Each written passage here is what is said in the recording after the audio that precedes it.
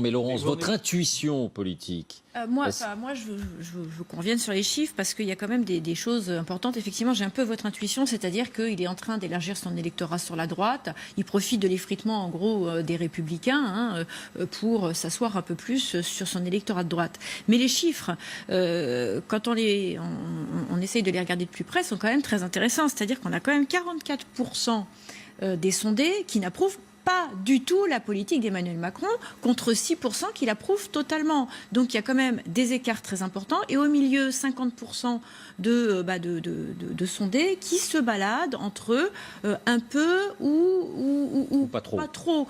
Donc en réalité, c'est pas non plus la panacée, ce résultat, ce résultat de sondage. Combien de Français notamment approuvent les Gilets jaunes maintenant? Bien sûr, mais notamment... C'est une question que je vous pose. 55%. Oui, on est à 55%, notamment quand on plonge ensuite Ça se tasse. Mais c'est demeure majoritaire. Ça demeure majoritaire. Quand on fouille sur ces traits d'image, moi, c'est ce qui m'a le plus interloqué, c'est que 81% des Français considèrent qu'il n'est pas proche des Français.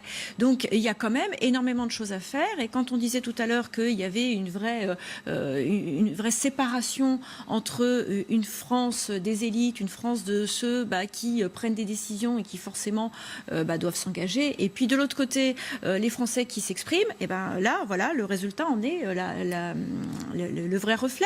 Moi, je regrette qu'on n'ait pas un président qui soit suivi, apprécié, soutenu par les sondés, donc par les Français en règle générale. J'aimerais avoir un jour un président qui est soutenu par plus de 50% des Français. Ça voudra dire qu'on a une démocratie. Et oui, mais ça voudra dire que ce jour-là, qu'on a une démocratie qui est positive, qui est vivante, et que on va dans le bon sens. Là, pour l'instant, manifestement, c'est pas le cas. Jérôme